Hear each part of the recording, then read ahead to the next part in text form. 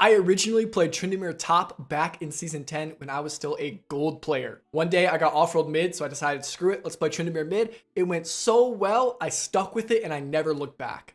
Tryndamere mid helped me go from gold all the way to Grandmaster, where I'm at now, and he's still my favorite AD champion, is still my second most played to this day. Tryndamere is a fantastic champion to learn mid lane through because he's so simple. Especially if you main him, you can really focus on macro and fundamentals, and you don't have to worry so much about figuring out how your champion works. After you get 10 games in, you'll know how Tryndamere works. His biggest drawback is he's very unique. There's not a lot of champions that play like him, so despite being simple, you can pick him up quick. His skills don't necessarily apply to other mid laners, and there's not a lot of content for Tryndamere mid because it's kind of a niche pick. So today I'm gonna give you guys a quick start Trynd mid guide. So with that all being said, let's go ahead and get started. First, let's talk about runes. Right now, Lethal Tempo is the only viable rune in most cases. There are some niche cases that Tryndamere mains will tell you to take other stuff, but we're talking about the quick start today. Lethal Tempo. This is what I take every game. You can see it's Lethal Tempo. These are the minor runes I take every game. Secondary, I go green. I go Second Wind. I go Unflinching. Unflinching is really good for your ultimate late game, right? That little bit of tenacity can make sure you're not spending your ult just stunned, right? Now, I actually take Legend Bloodline, but you can change this to Legend Tenacity if they have teams with heavy CC. You can also change it to Legend Alacrity if you prefer. That's maybe better. I just really like Bloodline. Now, for the secondary runes, you can swap out the Second Wind for Bone Plating in some matchups. You can swap out the Unflinching for other things, maybe Demolish, maybe Overgrowth, but this is what I'll take. For Summoner spells, always go Flash Ghost. Ghost is the most important cooldown that you'll have on Tryndamere. That's going to decide when you can really team fight well, when you can like split push and run people down really hard in lane. So Ghost is really important. You can get away with Ghost Ignite, maybe even Ghost TP, but definitely take Ghost, usually take Flash as well. For items, the most common build is Kraken Slayer first, into Stride Breaker second, into Hull Breaker third, into situational items. Sometimes you can build Hull Breaker second, maybe if you don't need Stride Breaker, or if you're not team fighting at all and you just want to split push. Or sometimes you can skip Hull Breaker altogether if you're like never by yourself. You're always team fighting. You're never hitting towers. For the situational items, Serelda's Grudge is amazing damage and amazing utility. Phantom Dancer is good damage and it's great for split pushing, right? Because the Phantom Dancer stacks up against the tower. Death's Dance or Maw are good damage mitigation versus heavy AD or AP teams respectively. And Guardian's Angel is really good against very explosive teams, right? Because you might get one shot, but you still can't miss ult if you have Guardian's Angel. So out of all these options, just pick one you like. Pretty much every item has a situation that Tryndamere can build it. Feel free to experiment with your situational items, figure out what works for you. Okay, let's get into the general lane phase plan. Tryndamere has two massive strengths in lane. His all-in potential and his insane sustain. So based on the situation, we'll heavily lean into either our sustain or our all-in potential. So that leaves us with two modes. We have shove and invade, or we have freeze and all-in. So when you're playing Tryndamere mid, it's all about identifying when you want to freeze and threaten to all-in on your opponent, or when you want to kind of shove the wave, sustain and take through the poke, and then leave lane. So let's take an example. Let's say we're playing against a low mobility mage like Victor.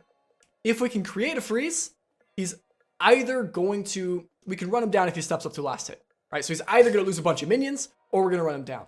However, we also want to make sure that we're speeding up the game around him. We want to mess up his enemy jungle. We want to help our team get objectives.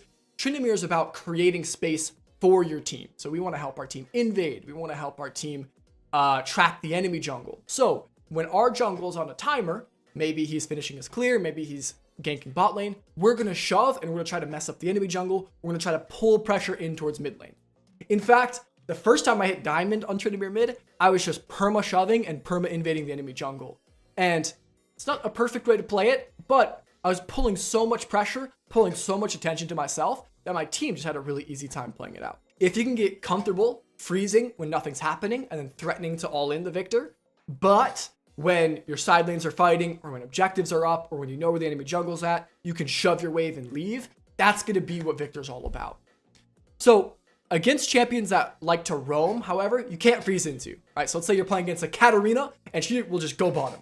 You freeze into the Katarina, she'll just leave. So against Katarina, we'll just lean into our heavy sustain and we'll just shove wave after wave in. We'll shove wave after wave and we'll say, good luck.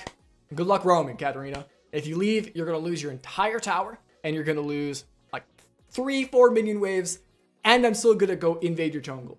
You usually can't skirmish with Katarina. You don't want to fight her in a big 4v4, but you can deny her so much money she wished she never had left. There are some champions that kind of counter both of our strengths, so we can't sustain through their poke, and we can't run them down. You know, those are champions maybe like Tristana or Auction or Lucian mid when he's viable, or maybe even Zoe sometimes. Against these champions, our goal is to just scale, farm as well as we can, sit under tower, so we can get Kraken, and we can get tier 2 boots, Berserker Grease, and we can run them down. We'll outscale them in the side lane. We will be able to typically outsplit push them unless you die a bunch. So if you're playing against like a Tristana, as long as you're not down like 50 CS and several kills, you should be able to outscale them in the mid game. All right, our general mid game plan. So as soon as we can, we want to get into the side lane. Whenever our bot lane breaks their tower, or if we break our tower, we want to steal bot lane from our ADC. Usually, that's also good for our ADC, because our ADC gets to be mid lane, they get to be closer to the interaction, they get to farm safer under that mid lane tier 1 tower. Now, sometimes, depending on the elo you're in, ADCs don't like to come mid. That's okay. You can just steal bot lane from them. You know, if they're in base, you just go take bot lane, you push it out. ADCs have ADC brain. They're going to go, oh, where can I get farm? The only wave is mid. I'll go mid, I suppose. Our goal in the mid game is to become the richest, most unstoppable raid boss in the game. We do not want a team fight. We're going to split push. We're going to farm. We're going to invade. We're going to steal. We're going to greed. We're like a Viking, okay? We're going to pillage the enemy team. So, oh, our team wants to fight for second dragon. It's only second dragon. We don't care. We're going to get top tower. We're going to get 4 waves, and we're going to steal Krugs. Oh, both teams are messing around trying to play mid lane. Again, we don't care. We're going to soak all the bottom waves, and we're going to open up the map by breaking that bottom tower. Our main priority is getting as rich as we possibly can. One of Tryndamere's biggest mid-game strengths is incredible 1v1 potential. So when you're in the side lane, if somebody comes to answer you, if you know the rest of the team is on the dragon, so, you know, let's take an example. Let's say the team's fighting on dragon, and they send Victor to come match you in the top lane. You can just dive him and take the tower and keep scaling. So the biggest mistake I see with Tryndamere's is they team fight too much in the mid game. Make sure that you get to 3 or 4 items before you mess around with your team too much.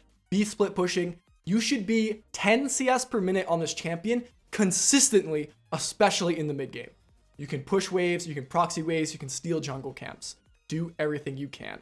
Tryndamere's other biggest strength in the mid game is how fast he rotates. So let's say our team's fighting dragon and we go top and we pull their Malphite top and we can't dive the Malphite. Well, we can rotate mid and push mid before he's able to get there. So now we're pressuring 2 lanes where Malphite can really only pick to answer 1. So we'll just rotate in between the 2, again, snowballing our farm. We're going to be 10, 12 CS per minute if we can keep that up. For team fighting, Tryndamere can really only dive the backline in team fights. So if you have to team fight, which is kind of a last resort and something we don't want to do in the mid game, we can try it a little bit more in the late game, but you want to have Ghost and you need to have ult. You're going to look for flank angles onto the backline. You're not going to play kind of with your team. You're going to play to jump on their backline. You're going to pop Ghost. You're going to run at their backline. You're going to save ult as long as you can. You'll run them down as far as you can, split them apart as much as you can. And the second your ult is done, you're done. You are not a champion without ult. So you leave if you can, go to a side lane and keep pushing. It's better to farm and push when you don't have ult rather than like sit on the outside of the fight and look at it and be like, I sure wish I could interact, you know. Okay, so for final late game macro ideas, we can't afford to be quite as selfish in the late game, right? 1 pick, 1 death, 1 objective fight could be game ending. So there are 2 different ways you can approach it. You can play away from the team and split push, or you can play near the team and play to rotate with them. So classic split pushing means playing away from the team. With this style, whatever our team wants to fight over, we want the opposite lane. If Baron's coming up, we want to be bot lane. If Dragon Soul's coming up, we want to be top lane. And our goal is to push so hard and so much before the objective that we either pull 2 or 3 people to us, or we end the game. We get something equal value to the objective. So if they're pressuring Baron, we're going to pressure bottom inhib and mid inhib. If they're pressuring Dragon Soul or Dragon Elder, maybe, then we're going to pressure to end the game top lane. Or they send 2, 3, 4 people to us, and our team gets to 4v3 or 4v2 on the objective. So split pushing is ideal if you're super far ahead. This is going to be the way you carry through low elo on this champion, is you're going to get really good at split pushing, pulling people away from your team, and then getting really good at 1v1ing and 1v2ing under high pressure situations in the late game. However, to do this, you have to be super far ahead. You have to be comfortable diving somebody 1v1. You have to be comfortable 1v2ing, right? Make sure that you're super far ahead in the mid game. If you're not, you have to play a little bit more near your team. So this is the second option. It's side laning close to your team and playing for rotations. Here, you can't pressure objectives in your lane. Your goal is to create positional advantages in the team fight by pushing out the lane, having somebody respond to you, and then you flanking onto their backline.